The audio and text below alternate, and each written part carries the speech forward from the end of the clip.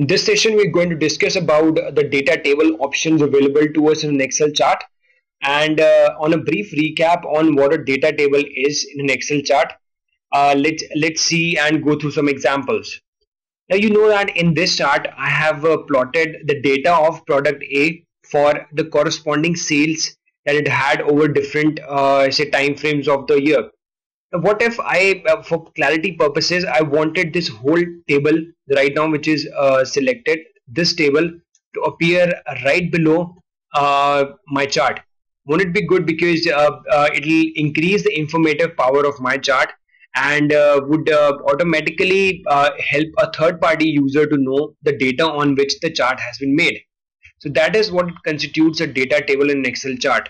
And all we need to do to create up one is click on the chart and go to layouts tab, go onto the data table portion over here and select the show data table.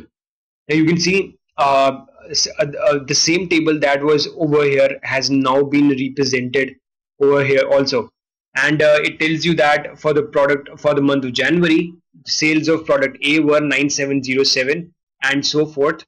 And you can see it's a direct duplication of what appears over here. The same thing has been put over here also. And say I wanted to have multiple series in my chart. Now you have three series appearing in your chart, and the options of all of them appear right below it.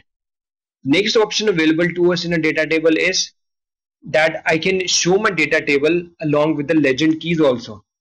Now the same concept that the legend keys is showing over here has now been shifted from this to this, and it is now telling me that A is being represented by blue color, and C is being represented by green color, and red for blue, so red for product B.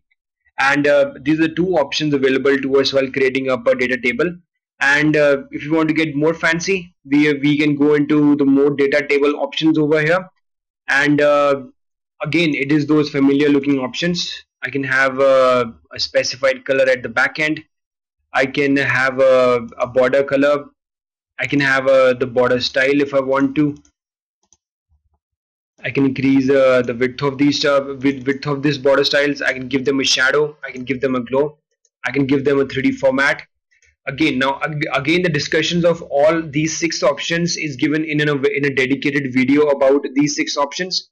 Please go through that. And in this session, we'll be just discussing about the basic fundamentals of this.